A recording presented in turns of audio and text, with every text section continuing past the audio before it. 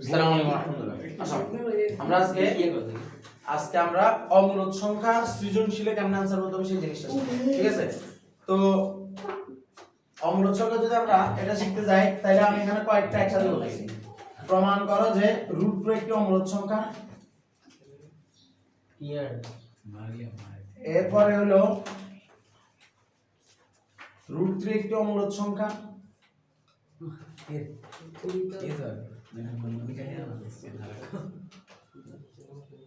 এরপর হলো ধরলাম √11 একটি অমূলদ সংখ্যা। √5 প্রথম গুলো থেকে এখন দেখ আমি তিনটা দিছি, তিনটা থেকে আমরা বলছি আমরা এটা দুইটা পার্ট আছে। কয়টা পার্ট? দুইটা পার্ট। এই দুইটা পার্ট আগে আমাদের একটা পার্টে শিখতাম, এমনকি ওইটা থেকে আমাদের পরীক্ষা প্রশ্ন তো আমরা 3 নম্বরের আনসার করতাম, আল্লাহর রহমতে আমরা নাম্বার পাইতাম, ঠিক আছে। কিন্তু এই নতুন কাজ মানে সৃজনশীলে এসে এটাকে দুইটা পার্ট করছে। একটা হলো যে সংখ্যার দিক দিয়ে প্রমাণ করা, একটা হলো গঠনের দিক দিয়ে প্রমাণ করা। কি বলছি? সংখ্যার দিক দিয়ে প্রমাণ করা, গঠনের দিক দিয়ে প্রমাণ করা, ঠিক আছে। তো এখন আমরা এটারে করব যদি 2 নম্বরে আসে তাহলে যে কোনো একটা পার্ট করব, আর যদি 4 নম্বরে আসে আমরা দুটোটাই পার্টে দেব, ঠিক আছে। কেউ যদি পারস কিন্তু একটা পার্ট অবশ্যই পারতে হবে, তবে সেটা যদি বলে যে কোনটা পার্ট পারতে হবে এটা আমি লিখে দিব, তাইলে ওইটা কি হবে, তুই যদি কখনো যদি 4 নম্বরে আসে যদি না পারস তাহলে অন্তত ওই পার্টটা দিলেও তুই আশা করি 4 পাইলেও পাইতে পারস, কিছু কিছু স্যারে দিলেও দিতে পারে। তো যেটা √2 একটি অমূলদ সংখ্যা, √3 একটি অমূলদ সংখ্যা, √5 একটি অমূলদ সংখ্যা, এরকম করে √7 √11 চলতেই থাকবে, ঠিক আছে। কিন্তু ফরম্যাট সংখ্যার জন্য মানে ফরম্যাট আলাদা আলাদা হয়, কিন্তু গঠনের ক্ষেত্রে সবার জন্য কয়টা? একটা। কথা কি ক্লিয়ার? তাহলে প্রথমটা কি? প্রথম আমরা জানি কি বলবো, আমরা কি জানি এটা যে √2 এটাকে আমরা ক্যালকুলেটর দেব, ক্যালকুলেটরে আমরা কি পাবো? √2 মান হলো বেসিক্যালি 1.4142। তাহলে এটা 1 এর চেয়ে বড় 2 এর চেয়ে ছোট। এটা কি 1 এর চেয়ে বড় 2 এর চেয়ে ছোট। তাহলে সংখ্যাটাকে আমরা বলতে পারি √1 greater than √2 greater than √4। ব্যাপারটা কি এটা না? ব্যাপারটা কি এটা? √3 এটাকে যদি আমরা দিই এটা আমরা পাবো 1.73205 1.73। দ্যাট মিন্স এটাও কি এটা 1 থেকে বড়, √1 থেকে বড়। √1 মানে তো 1 1 থেকে বড়। তারপর হলো যে √of কত? √3 √3 আর হলো কত? √of কত? 4। তাহলে এটা 1 থেকে বড় 2 থেকে ছোট, √4 মানে কত? তারপর √5 এর কত যদি √5 কত? 2. সম্ভবত 2.2360। হ্যাঁ 2.2360। তাহলে 2.23 টা মানে কত? 2 থেকে বড় 3 থেকে ছোট। তাহলে 2 থেকে বড় মানে কি? এটা √4 থেকে বড়, √4 থেকে বড়। আর √of কত? মানে 3 এর থেকে ছোট, তার মানে কত? √of কত? 9 √of 9।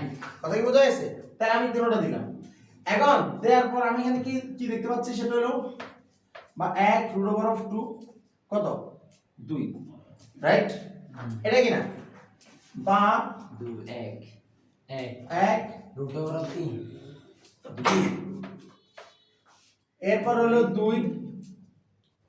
√5 3। ঠিক আছে। এখান থেকে এখন এটা আছে না, সুতরাং √2 এমন একটি সংখ্যা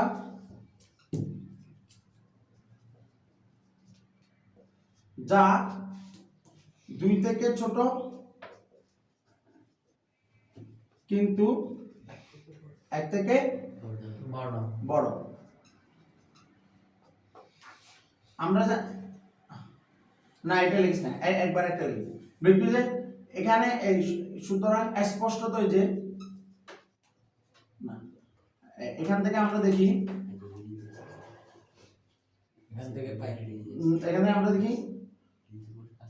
এখানে আমরা দেখি √2 1 এবং 2 পূর্ণ সংখ্যার মাঝে অবস্থিত,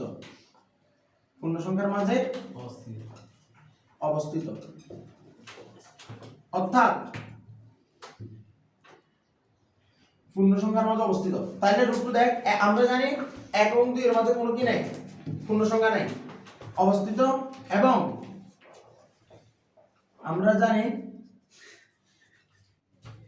1 এবং 2 এর মাঝে তারা ব্যতীত কোন পূর্ণ সংখ্যা নেই, অর্থাৎ স্পষ্টতই √2 একটি পূর্ণ সংখ্যা নয়। সুতরাং এটি একটি অমূলদ সংখ্যা। কথা কি বোঝা গেছে? তাহলে এই জিনিসটাকে আমরা আবার এটার ক্ষেত্রে বলতে পারি না, এটার ক্ষেত্রে যে এখান থেকে √3 1 এবং 2 পূর্ণ সংখ্যার মাঝে অবস্থিত, বলতে পারি না? আমরা জানি 1 ও 2 এর মাঝে তারা ব্যতীত কোনো পূর্ণ সংখ্যা নেই, অর্থাৎ স্পষ্টতই √3 একটি পূর্ণ সংখ্যা নয়, অর্থাৎ বা সুতরাং এটি একটি কি সংখ্যা? অমূলদ সংখ্যা। কথা কি বোঝা গেছে? এটা বোঝা গেছে কিনা? এবার এটা দেখ, এটা তো আমরা বলছি, মানে এটাকে এটা আগে বলছি, এটাকে কি বলবো? এটাতে বলবো যে এখান থেকে বোঝা যায় এটা লিখছি, এখান থেকে বোঝা যায় √2, এখান থেকে বোঝা যায় √5, 2 এবং 3 এর মাঝে কি 2 এবং 3 পূর্ণ সংখ্যার মাঝে অবস্থিত, কিন্তু আমরা জানি 2 এবং 3 এর মাঝে তারা ব্যতীত অন্য কোনো পূর্ণ সংখ্যা নেই। সুতরাং √5 স্পষ্টতই একটা পূর্ণ সংখ্যা নয়, তাহলে সেটা কি সংখ্যা? অমূলদ সংখ্যা। তোরা কি আমার কথা বুঝছস? এখন কথা হলো এই জিনিসটা যদি 4 এর ক্ষেত্রে আসে, আমরা এটাকে সহ আমরা লিখতে চাচ্ছি, তবে এইটাতে কিন্তু কি মানে এটা খুব ভালো একটা না, মানে ধর যে দাবি না, এটা খুব ভালো একটা দাবি না। এখন কথা হলো তোরে এই ঠিক এটা দিয়ে তুই যদি করতে চাস, তোরে বলে যে √13 একটা অমূলদ সংখ্যা প্রমাণ করো, তখন তুই কেন রাখবি? তুই √13 প্রমাণের জন্য তুই প্রথমে ক্যালকুলেটরে ক্লিক করবি, √13 মানে কত দেখ, প্রথমে ক্লিক কর 3.6055, তাহলে দেখা যায় এটা কি 3 আর 4 এর ভিতর অবস্থিত না? জি। তাহলে তুই দিবি, আমরা জানি লিখি √13 এর আগে 3 এবং 4 এর ভিতর অবস্থিত, তাহলে √9 √16। তোর কি আমার কথা বুঝছস? এটা নিবি, তারপরে এই জিনিসটা বলবি। কথা কি ক্লিয়ার? জি। বুঝছস না ভাই? তুই বুঝছস? √9 আর 16 কোন হবে? ওই যে কইলাম না ইয়ার নাম 3.6 মানে কি 3 এর বড়টা 4 এর ছোট। হ্যাঁ। কি বলছি? 3 এর বড় 4 এর ছোট, তাহলে 3 মানে তো √9 আর 4 মানে তো √16। ঠিক তো? তোর কইলো √17, √of কত? 17 একটা অমূলদ সংখ্যা প্রমাণ কর। তুই দিবি এটা হলো 4 এর বড় কিন্তু 5 এর ছোট, তাই এখানে দিবি √16 আর এখানে দিবি √of কত? 25 পূর্ণ সংখ্যা। তুই কি আমার কথাটা বুঝছস? এটা দিয়ে তারপর তুই এবার লেখা বলবি একদম হুবহু সেম লেখা, কোনো বেশ কম নাই। কিন্তু আমরা এখন করব যেটা আসল বলতে মানে যেটা খুব বেশি কি মানে গঠনের দিক দিয়ে সেরা, গঠনের দিক দিয়ে দুনিয়ার সকলের জন্য সেম কথা। কি বলছি? সবার জন্য কি কথা? সেম কথা। তাহলে এটা কিরকম?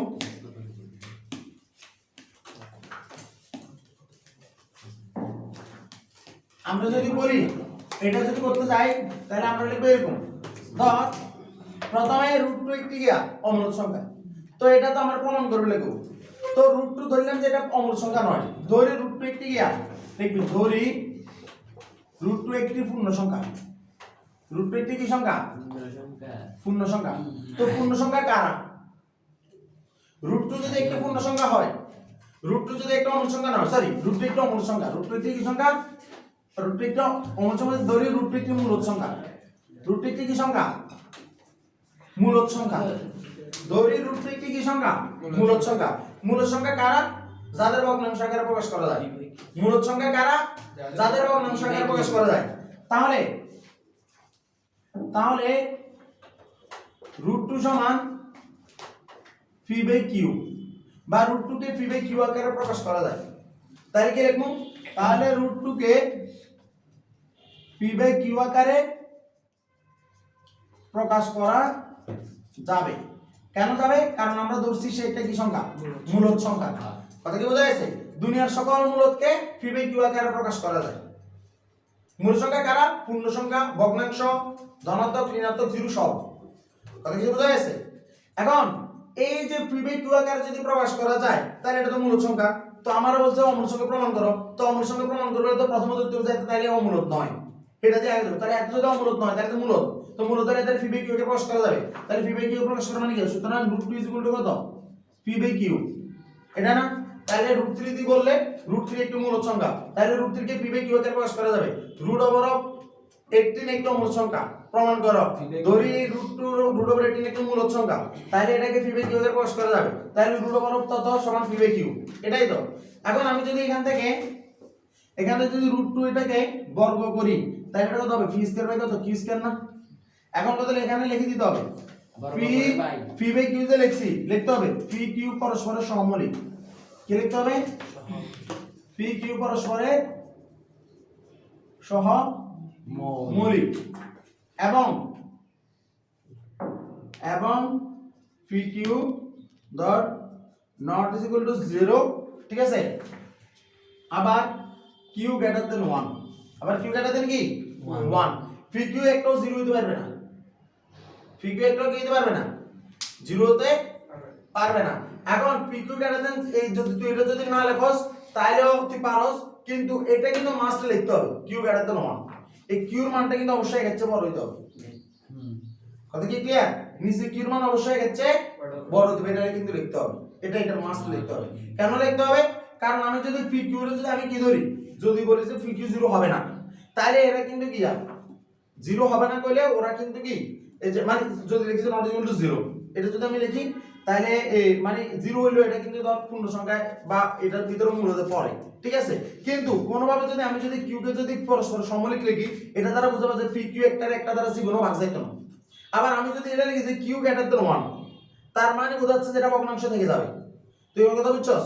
তো এখন আমি যে এখানে যে 2 equal to P square by Q square লিখলাম, ব্যাপারটা তুই এভাবে একটু চিন্তা কর। ধর এখানে আমি একটা দিলাম 1.5 মানে 3/2, এভাবে চিন্তা কর। 1.5 মানে কত? 3/2, এটা তো আমরা সবাই জানি। পাশে দিয়ে একটা মানে শুদ্ধি পরীক্ষা রাখ। 1.5 কে এবার এটারে এই 1.5 কে তো আমি এবার বর্গ করছি, বর্গ হলে কত হবে? 1.5 হবে 2.25 ইকুয়াল টু হবে 9 বাই কত? 4। কথা কি বোঝা গেছে? মানে অর্থাৎ এটারে আমি প্রথমে এভাবে দিছি, তারপরে এখন তুই বলবি ভাই এটা আমরা রুট দেন না, আমি মূলত বুঝাইতে চাইছি যে সংখ্যাটা, এটা একটা সংখ্যা, সংখ্যার মানে ভগ্নাংশ, এটা একটা সংখ্যা, সংখ্যার মানে কি ভগ্নাংশ। কারণ এটাকে আমরা মূলদে রাখছি। আসিফ ঘুম আসতেছে, কথা কি বোঝা গেছে? তুই না করে দিত না ভাই, এত বছর অভিজ্ঞতা। এখন দেখ এই যে এখান থেকে আমি যে এখানে রাখলাম, দেখ 2 এখানে রাখলাম কত? P square by Q square না? তো এখানে যে জিনিসটা ঘটলো সেটা হলো ধর এই যে এখান থেকে আমি 2 এর সাথে ধর কিউ একটা আমি এখানে গুণ করছি, কিউ একটা এখানে কি করছি? গুণ করছি। গুণ করলে আমার এখানে কত দেখবো বাকি? পি স্কয়ার বাই কত? কিউ না? পি স্কয়ার বাই কত? কিউ। তাইলে এখান থেকে তুই একটা জিনিস খেয়াল কর, এই যে সংখ্যাটা এটা একটা কি সংখ্যা? পূর্ণ সংখ্যা। তাহলে আমি এখানে একটা পূর্ণ সংখ্যা নিলাম 3, এখানে একটা কি নিলাম? পূর্ণ সংখ্যা নিলাম। আর এখানে বর্গ নিমু দুইটা বর্গ বা 3 আসতে পারে, বর্গ এরকম কত হইতে পারে? ধর এখানে দিলাম আমি যদি না এমন ভাবে নিতে হবে যাতে এটা মানে ভাগফলটা বর্গ আসে, এরকম দুটো সংখ্যা নেই। ধর এখানে 27, এই 27 তো বর্গ হয়, এটা যদি আমি 9 নিই, 9 নিলে এটা কত? 27 এর কি না 27 বর্গ আসে না, 3 4 বর্গ না বর্গ নিলে 28, 9 হলো কার বর্গ? 3 এর বর্গ, ঠিক না? এটাই তো। তাইলে আচ্ছা তুই এখানে দেখ, ওইটা মাথায় আসতেছে না, আমি এটা বোঝানোর জন্য আলাদা করে লিখছি না, কিন্তু এটা সবার জন্য এক, এটাই রাখ। তাহলে 2q equal to P square by Q. এখন তুই দেখ 2q, এই কিউ ও পি এর কিউ কোন কি সংখ্যা ছিল না?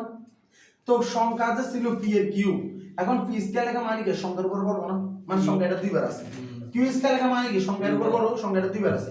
তো দুইবারের একটা সংখ্যাকে এখানে নিয়েছি, তাহলে কিউ থেকে সংখ্যা আছে কিউ 2 হোক 3 হোক 4 হোক 10 হোক 1971 হোক, একটা সংখ্যা আছে। এই সংখ্যাটা যখন 2q এর সাথে গুণ হবে, অর্থাৎ 2 এর সাথে যখন সংখ্যাটা গুণ হবে, তো কোন একটা সংখ্যা আরেকটা সংখ্যার সাথে গুণ হলে একটা কি পূর্ণ সংখ্যা? জি পূর্ণ সংখ্যা। কি আমরা তো কোন একটা বার হয়, এটা দশমিক বা কোনো কিছু। একটা পূর্ণ সংখ্যা যখন একটা পূর্ণ সংখ্যার সাথে গুণ হয়, তাহলে এটা কি হয়? আরেকটা পূর্ণ সংখ্যা হয়। 3 এর লগে 2 গুণ হলো 6, এটা একটা পূর্ণ সংখ্যা। 3 ও পূর্ণ সংখ্যা, 2 ও পূর্ণ সংখ্যা, গুণ করে পাবো এটা পূর্ণ সংখ্যা। কথা বোঝা গেছে? পূর্ণ সংখ্যার ভাগফল হয়তো দশমিক হতে পারে। 6 কে 9 দ্বারা ভাগ করছি, সেটা হয়তো দশমিকে আসবে। 9 কে 6 দ্বারা ভাগ করতেছি, সেটা হয়তো দশমিকে আসবে। কিন্তু কোনোদিনও গুণ কি হয় না? দশমিক হয় না। পূর্ণ সংখ্যার গুণ পূর্ণ সংখ্যাই হয়। কথা কি বোঝা গেছে? তাহলে আমার এই কিউ একটা যেখানে নিয়ে আসছি, তাহলে এই কিউ তো একটা পূর্ণ সংখ্যা, কারণ এই যে পিডি কিউ তো ভগ্নাংশে যারা আছে উপরে নিচে এরা তো সংখ্যাই হয়। তাইলে আমার এই 2q একটা পূর্ণ সংখ্যা, আবার p²/q যেটা আছে এটা কিন্তু পূর্ণ সংখ্যা নয়। এটা কিন্তু কি নয়? পূর্ণ সংখ্যা নয়। কেন পূর্ণ সংখ্যা নয় তোরে কই? কারণ pq তে গিয়ে দ্বারা ভাগ যায় না। pq গিয়ে দ্বারা ভাগ যায় না। হিলে তো এরকম আছে। ব্যাপারটা তুই এইভাবে চিন্তা কর যে 2/3 আছে গিয়ে দ্বারা ভাগ যায় না হিলে। অন 2 এর মানে আলোকে 2 গুণ করলাম, ইয়েনো 3 গুণ করলাম। এখন 3 এর ইয়েনো নিয়ে নিলাম, তাইলেও কি ইয়েনো কি ভাগ যাইবো কোনোদিন? জীবনও ভাগ যাবে না এটা। তাইলে আমি দেখতেছি আমার 2q পূর্ণ সংখ্যা। এখানে স্পষ্টতই কি বলবো? এখানে স্পষ্টতই কি 2q পূর্ণ সংখ্যা। 2q কি সংখ্যা? পূর্ণ সংখ্যা। কিন্তু p²/q পূর্ণ সংখ্যা নয়। পূর্ণ সংখ্যা নয়, মানে এটা একটা ভগ্নাংশ করে আছে। তাহলে একটা পূর্ণ সংখ্যা কোনোদিন একটা ভগ্নাংশ সমান হতে পারে না? পারে এটা না। অর্থাৎ 2q not is equal to p²/q। কথা কি বোঝা যাচ্ছে? সুতরাং √2 একটি কি সংখ্যা? অমূলদ সংখ্যা। এখন এটা হলো সবচেয়ে সুন্দর এবং সবচেয়ে বেস্ট। এটারে তুই দেখ 1971 দেখ, তাহলে 1971 কে p/q এর প্রকাশ করা যায়। তাহলে √2 ইকুয়াল টু কত? 1900 কত? এই যে 1971 p/q, তাহলে 1971 equal to p²/q²। 1971 q equal to p²/q। তো 1971 কি একটা পূর্ণ সংখ্যা, কিন্তু এটা পূর্ণ সংখ্যা নয়। তাহলে এর দুটো সমান হতে পারে না। অর্থাৎ √2 একটি অমূলদ সংখ্যা, কারণ মূলদ সংখ্যা হলে সমান হবে। 1971 কথা কি বোঝা গেছে? সবার জন্য সেম নিয়ম। কি বলছি? কোনো বেশ কম সবার জন্য সেম নিয়ম, জাস্ট এখানে সংখ্যাটা ভিন্ন হবে। পিসকের ভিতরে আছে সব একই। কথা কি বোঝা গেছে? পারবি ইনশাআল্লাহ? ইনশাআল্লাহ। চলে তুলে নিতে পারবি। দেখে না